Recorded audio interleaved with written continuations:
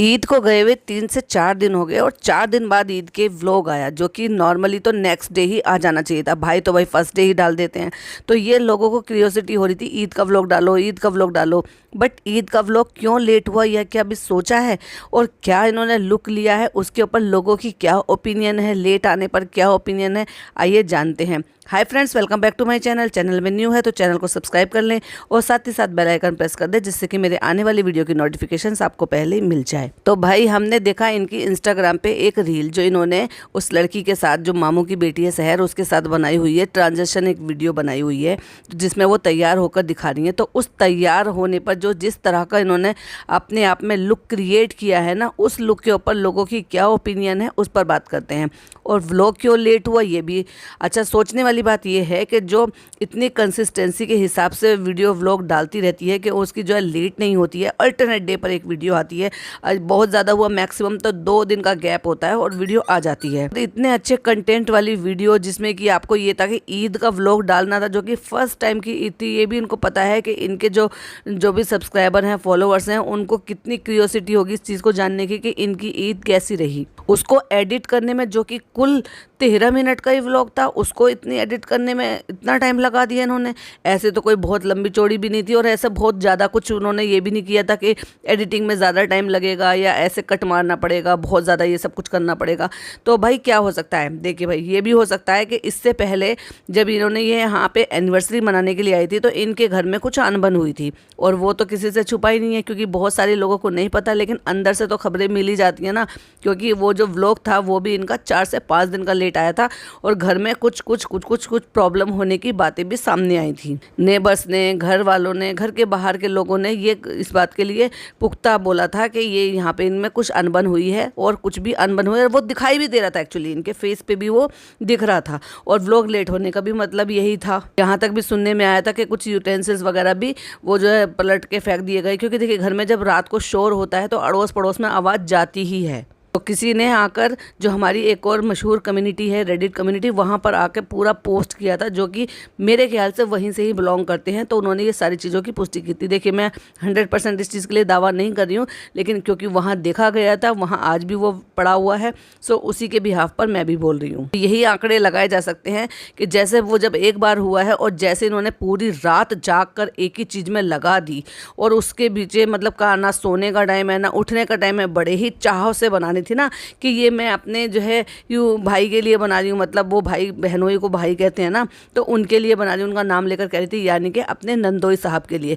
तो भाई अपने नंदोई साहब को फिर खिलाई क्यों नहीं, क्यों 5 बजे जाकर, 5:30 बजे, 4 बजे, 6 बजे जाकर अपने ससुर साहब को पहली बार ईद खिलाई जा रही थी, मतलब शीर खुरमा खिलाया जा रहा था ईद पर, जबकि जब वो सवेरे सवेरे काम होता है, लेकिन जो टाइम ये सारे काम करने के होते हैं उस टाइम तो ये महारानी जी सो रही थी, क्योंकि पूरी रात तो ये जागी। इन्होंने कितने मील के पत्थर तोड़े थे पूरी रात जागकर, बस बड़े बनाए थे। उनको भी नमक हींग के पानी में भिगोए नहीं थे, उनको भी पूरा दिन ऐसे ही पड़े रहने दिया। और क्या बनाई थी, खीर, जिसको कह रही थी कि 3-4 घंटे के लिए हमने इसको बंद कर दिया था क्योंकि हम सोने के लिए चले गए थे। क्या ज़रूरत थी आपको पूरी रात जागने की, दाल भिगोती, सवेरे 6 बजे उठती और ये सारे काम 8-9 बजे तक आपके आराम से हो जाते हैं और पूरा दिन एंजॉय करते हो। जो सवेरे से औरतों के काम चालू हो जाते हैं कि भाई पहले अपने घर के काम निपटा दिए, जो लोग ईद की नमाज़ पढ़कर आ जाते हैं उनको शीर खुरमा वगैरह मीठा खिलाना, फिर जब आसपास से कोई आ जाता है तो उनको भी देखना, और उसके बाद अपने आप नहा धो के तैयार होना और फिर मिलना जुलना करना। तुम तो रात की रानी निकली, तुमने सोचा जैसे महफिल जमती है ना मुंबई में, ऐसे ही तुमने गाँव को भी समझ लिया था, लेकिन ये नहीं पता कि गाँव का माहौल अलग हिसाब का होता है। वहाँ दिन दिन में सारे त्यौहार, ये सारी चीज़ें होती हैं।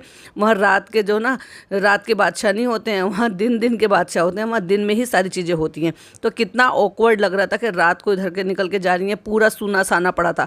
अगर आप दिन में निकलते ना तो दिन में थोड़ी सी हो सकता है रौनक, लोग घूमते फिरते, अच्छे कपड़े पहने हुए बच्चे बाहर घूमते हुए आपको नजर आते। तो ना ही तो आपने जो खीर शीर बनाई थी वो अपने नंदोई को खिलाते हुए दिखाया। बस क्या हुआ, 2 किचन का हमें समझ में ही नहीं आया आपका हिसाब किताब। जब नीचे बन रहा था ऑलरेडी हमने देखा था कि वो ड्राई फ्रूट्स कट कर रही थी अपनी हेल्पर्स के साथ बैठकर, तो इसका मतलब उन्होंने नीचे नीचे शीर खुरमा बनाया है। और अगर आपने उनको बताया है कि आप ऊपर बना रहे हो तो भाई उनको नीचे बनाने की दो दो जगह क्या इतनी ज़रूरत थी, जब एक ही घर है तो फिर अलग किचन क्यों? ये खाली कंटेंट क्रिएशन के लिए था कि मैं ऊपर भी दो दो तीन तीन चीज़ें बनाऊंगी। तो फिर आप भी ये बताइए, जो एक घर में कोई चीज़ बनती है कि नमकीन भी बनता है, मीठा भी बनता है, दो तरह का मीठा बनता है, फिर उसमें कौन सी चीज़ आपने छोड़ दी? वो तो आपने दोनों तीनों चीज़ें बनाई ली कि चलो भाई एक चीज़ है कि सिर्फ मुझे अपने हाथ की बनानी है क्योंकि भाई को मेरे हाथ की खीर पसंद है तो मैं ये वाली खीर बनाऊंगी। तो चलो आप खीर बना लेते तो समझ में आता, लेकिन आपने तो शीर खुरमा भी बनाया, आपने खीर भी बनाई, फिर आपने दही वड़े भी बनाए, फिर क्या ही रह गया? सारी चीज़ें तो आपने बना ली। फिर ये अलग किचन का राज क्या है वो तो आप मुझे बताइए। और बड़ी किचन का मामला था कि भाई बड़ी किचन है और ऊपर खुली खुली किचन है और आपको शूट भी करना था तो सारा सामान ऊपर ही बना लेते, टाइम से बना कर देते, एक अच्छी बहू की तरह से न्याज लगाने के लिए दिया होता। जब रात भर जागी थी, रात भर जागने का तमगा ले ही लिया था अपने ऊपर, तो पूरी रात जागना चाहिए था और पूरी रात जाग के और फिर उसमें तैयार करके टाइम से उनको दे देना चाहिए था, जिससे कि उस पर फातिया वगैरह जो भी कुछ आप लगवा रहे थे वो लग जाता। पर नहीं, यहाँ तो सारा मामला उल्टा ही था। अब ये बताइए कि मोस्टली कितने लोगों ने खाई आपकी शीर खुरमा और खीर, जो आप पतीला भर के बना रहे थे और दही बड़े जो इतने सारे बनाए थे, खिलाते हुए तो आपने किसी को दिखाया नहीं। बस वो जो एक बच्चा था वो आ गया था और एक लड़का था जो शायद जिसको कपड़े वगैरह दिलाए थे, जो सुन बोल नहीं सकता था, बस वही आया था, उसी को ये आपको ने दिखा दिया दही वड़े ये सब खिलाते हुए और उसी में से फनी ने टेस्ट कर लिए। तो बाकी के कहाँ हैं, क्यों खिलाए, कैसे खिलाए, वो तो कुछ दिखाया ही नहीं शूट करके, वो तो सारा शूट करा ही नहीं। अब आ जाते हैं लुक के ऊपर बात। तो ईद तो इनकी रही ऐसी, ईद की तैयारी तो इनकी रही ऐसी। अब आ जाते हैं दूसरी तैयारी पर। फिर उसके बाद जब ये 5 बजे के बाद यानी कि 6 बजे के बाद तैयार होके आते, क्योंकि 4 बजे तो ये फनी को जगा रही थी, तब तक तो ये उसी हुलिये में घूम रही थी, उठ जाओ 4 बज गए।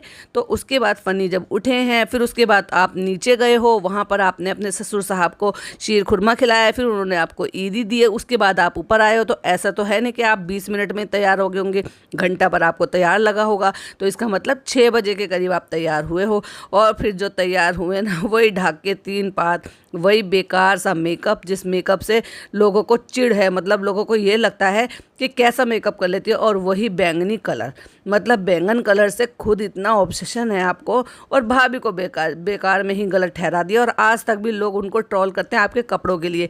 भाई साहब, लोग समझ जाओ, वो भाभी का प्लान नहीं था, वो इन्हीं का ही प्लान था, इन्हीं की ही पसंद है वो कलर।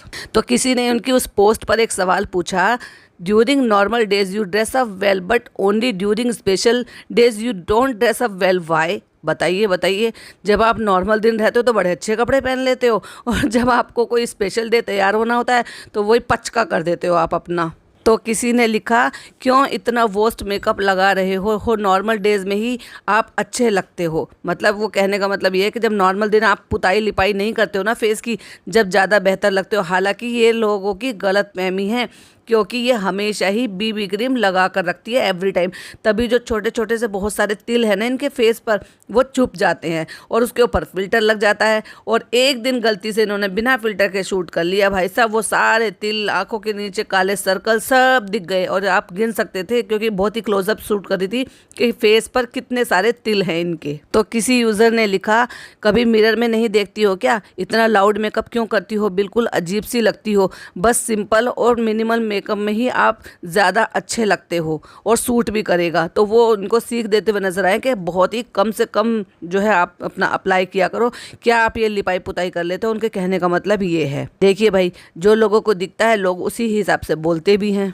तो किसी ने सपोर्ट में आकर लिखा, she is a new bride and it is her first Eid in sasural, so excuse her and let the young girl enjoy her life. Wow, मतलब ठीक है, पहली दूसरी ईद है और अभी नई शादी हुई है, बहुत ज़्यादा पुरानी नहीं हुई है, तो इसका मतलब ये थोड़ी ना कि कुछ भी मेकअप ज़बरदस्ती का थोप लो। अरे भाई, जब आप नेचुरल में है, कम मेकअप में भी अच्छे दिख सकते हो, तो इतनी लुपाई पुताई करने की ज़रूरत ही क्या है। तो बहुत सारे लोग वहाँ पर, वो जो लड़की है इनकी मामू की बेटी सहर, उसने जिस तरह से सिंपल सी ड्रेसअप किया हुआ था उसके अकॉर्डिंग वो बहुत ही प्यारी लग रही थी, तो उसकी तारीफ करते हुए भी नजर आए। तो वहीं पर किसी ने एक इम्पोर्टेंट न्यूज़ कहिए, या फिर एक इम्पोर्टेंट क्वेश्चन था जो कि चालू अपी से ही पूछा जा रहा था, उन्होंने वहीं पर ही पूछ लिया था। चलिए वो भी पढ़ लेते हैं। तो वो पूछती हैं, सौरभ को क्यों निकाला तुमने? पता है ज़्यादा दिन तुम किसी को बर्दाश्त नहीं कर सकती। समझ में आ रहा है आपको? मतलब इनके जो एडिटर थे, या ये कह लो इंस्टाग्राम के जो मैनेजर थे, उनको इन्होंने फायर कर दिया है। क्योंकि यहाँ पर उन्होंने पुख्ता इस बात के लिए बोला है कि उनको फायर कर दिया है, क्योंकि उनका जो अकाउंट था जो ये मेंशन करती थी, उस पर अभी ये अनफॉलो कर दिया है इन्होंने, और उन्होंने इनको अनफॉलो कर दिया। यानी कि उनके अकाउंट पे अब ये नज़र नहीं आ रही हैं और इनके अकाउंट पे वो नज़र नहीं आ रहे। भाई इसका क्या चक्कर है? उसने क्या बिगाड़ दिया अब आपको? और अब ऐसा क्या चक्कर हो गया है? आते आते तो आप उससे काम करा कर आए हो। ओह सॉरी सॉरी सॉरी, मैं तो भूल गई, आते आते तो आप खुद काम कर कर आए हो। क्योंकि तभी तो आप कह रहे थे कि ये हमने ऐसे ही फैला के छोड़ दिया है, इसको बाद में अम्मी लोग समेट लेंगे और अब हम निकल रहे हैं। तो मैंने देखा था एक्चुअली, फिर मुझे लगा हो सकता है कहीं वो बिजी हो, क्योंकि इंस्टाग्राम के काम के लिए तो वो हमेशा हेल्प के लिए होता था, लेकिन अब वो मिसिंग है काफ़ी टाइम से। तो इसका मतलब कुछ ना कुछ ऐसा हुआ है। भाई ये चालू अपी है, ये किसी को चैन से जीने नहीं देती है।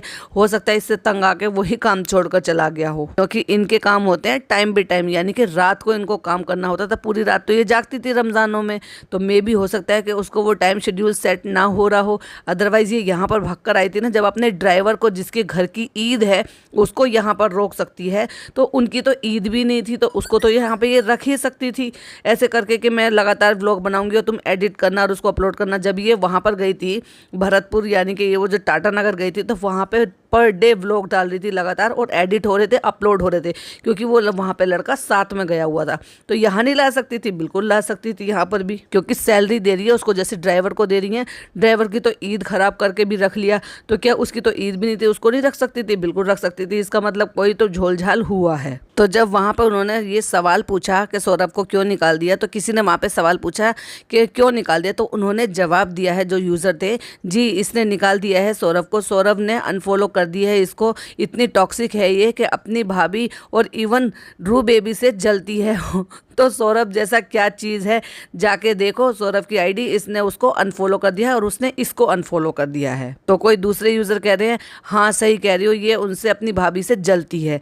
ऐसे बहुत सारे ढेर सारे कमेंट हैं, मैं कहाँ तक कितने कमेंट्स यहाँ पर लगाऊंगी, आप चाहे तो वहाँ पर जाकर सारे कमेंट पढ़ सकते हैं और इन्जॉय कर सकते हैं। तो ये था मेरा कुछ इनकी ईद का जो व्लॉग है, वो लेट आया है। ईद पर जो लुक क्रिएट किया था उसके ऊपर, और कुछ नई इन्फॉर्मेशन जो मिली थी उसके ऊपर का रिएक्शन। आई होप आपको पसंद आया हो। पसंद आया है तो लाइक शेयर कीजिएगा, कमेंट कीजिएगा, अपनी ओपिनियन देना मिस मत कीजिएगा। मिलती हूँ आपसे नेक्स्ट वीडियो में। टिल देन बाय बाय, अल्लाह हाफिज़, टेक केयर।